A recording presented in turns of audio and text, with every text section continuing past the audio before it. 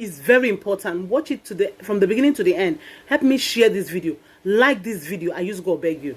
You see, waiting most of our media houses no fit do. Another country don't help us analyze our presidential election tribunal we just finished. Guys, ma let una watch this guy. I feel even count. I noticed that they reach 3 for Nigeria. We fit do it in this guy talk so. Mona just watch this video. This is that disrespect of the IS as we they watch our dirty linen outside. In short, shame. Suppose they can. In short, guys, Mona watch and let me share. Dark moment for Africa, a miscarriage of justice in what we observe in Nigeria today, as far as the verdict of the election tribunal, petition tribunal, starting in Abuja. It will go down into the annals of history that Justice Samane and all those revered, in quote, judges who sat in for days and weeks, listened to the different petitions summoned by Peter Gregory B, Atiku Abubakar, and also the MP party, all for the Labour and also the PDP party, calling in question several issues as far as the February election is concerned. One would have thought that the Nigerian judicial system will do the needful and will prove that Nigeria remain the symbol of democracy, freedom after speech and of speech, and also freedom during speech.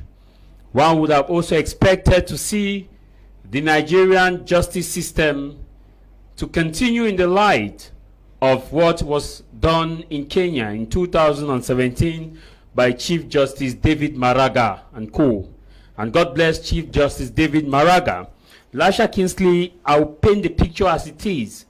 For quite some time, I followed the election tribunal petition, sitting after sitting, analysis after analysis, and it was clear that the Nigerian judicial system, if the worst come to the worst, they will call for a rerun of the election. And when we witness what happened today, I'll go from the first aspect, I'll go constitutionally. The major bone of contention that the Nigerian judicial system, Chief Justice Samani, has made us to understand is that all of us need to go back to school and study English language, basic English language.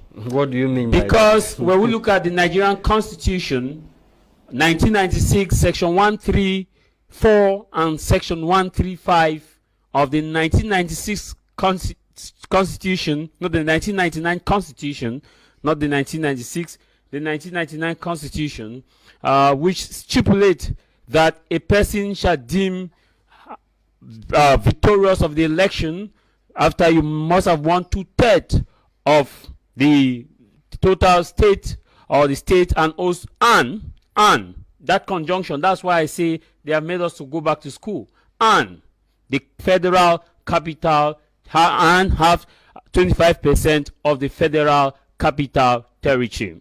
And in today's verdict, which is a miscarriage of justice from my perspective, is that Chief Justice David Samani made us to understand that Abuja is not a special status, is not under special status. And now I want to put it to those legal experts who gave the readings and the interpretation by Chief Justice Samani. If you say Abuja is not special, what happened to the constitution that states in 134 sub 2 that you must have 2/3 of the valid vote and the federal capital territory, and you say it is not a special status? Then why does Abuja not have a governor? Abuja doesn't have a governor. We have an illegitimate governor. Yes. Yeah, is that what you're Yes, saying? by the constitution, the president, that's why they say you must have 25% of Abuja, only 25%. That means the people in Abuja have the right to at least give you the position. On 21, the constitution just, you must have 50%, just 25. And now, the second issue, why is it that Abuja has just one senatorial seat as compared to all the other states in Nigeria? If you say Abuja has no special status, Abuja is a state in Nigeria, who is the governor of Abuja? Chief Justice Samani. Why is it that Abuja has just one senatorial seat as compared to all the other states? Chief Justice Samani, why is it that Abuja has just 2 representatives of House of Representatives as compared to all the other in Abuja? Why is it that Abuja has a minister in the federal capital, which is Yeso Wike? Why is it that Abuja in itself, the president doesn't actually take full issues as far as the legitimacy of is concerned? Why is it we have other states that have their own House of Assembly? The Abuja, let's look at the Abuja House of Assembly, Senatorial House of Assembly. Now, in 2017, in Kenya, that was the first historic moment where we witnessed that Africa judicial system became independent, where Chief Justice David Maraga stood firm against the incumbent, who was President Uhuru Kenyatta, and also William Ruto against Raila Amolo Odinga. Now in 2017, when the petition went to the Supreme Court, which sit in as the Constitutional Council, after the petitions were listened to, counter evidences were given and cross-examination, Chief Justice David Maraga stood and said, I have the right to uphold the Constitution, and that the Constitution supreme than any other, and nobody can pressure me to give a verdict other than what the founders inscribed in the Constitution. And in that verdict he said the election which the Independent Electoral Boundaries Commission, known as IEBC in Kenya, had announced that President Uhuru had won the election against Raila Odinga.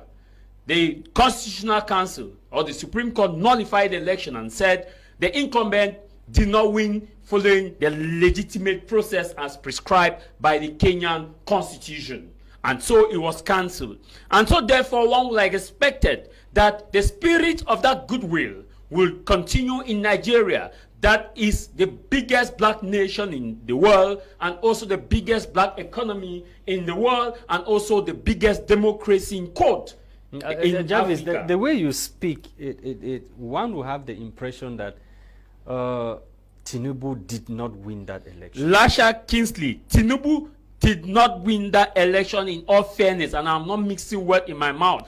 The Nigerians who are watching me, I followed that election before, during the campaign, after the election, post-electoral petition, and today I still follow the election. I monitor all elections across Africa. And to tell you in all honesty, Tinubu's supporters, where were they in all the polling stations where the results were tripping in? Second, where were they when people were streaming their live result? Lasha Kingsley, your supporters are not ghost supporters. Are you telling me that it were flies airborne that came oxygen and voted for Tinubu, that they had a good number of votes? I'm not saying that he did not win in some areas. I want to go constitutionally, because if I go by the context of what we saw in the February election, it was a sham.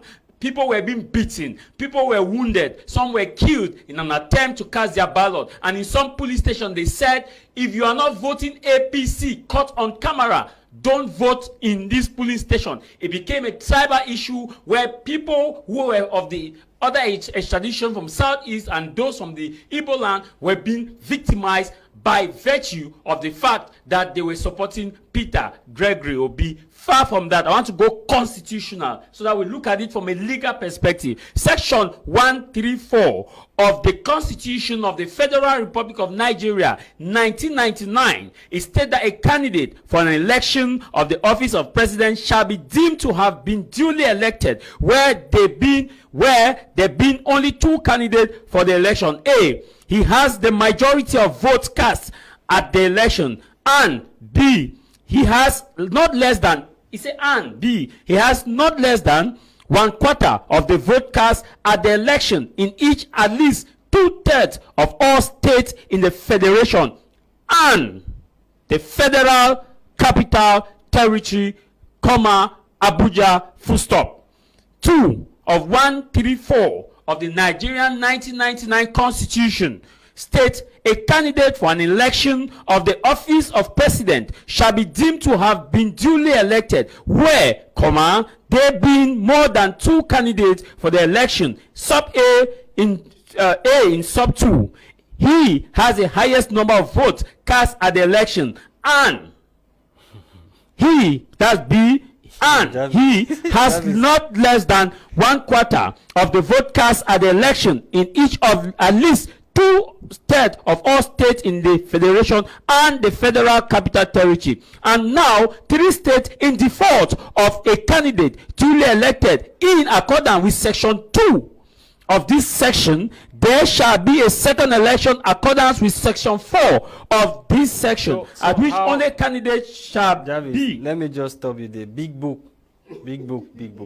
How, with all these provisions of the constitution that you are reading now, how was Tinubu, how did he manage to be sworn in as Lasha, the Nigerian just, that's why I say Nigerian election. Swearing somebody that has not met the Nigerian election need a lot of reforms, not just at the level of vote cast, but they need reform also at the electoral procedures and process, because we have said it here, and I want to say that this give room for shenanigan politicians to make use of their money, to take their money and make use of the system and thwart the system. According to Nigeria election electoral process, when people go to the poll, they cast their ballot.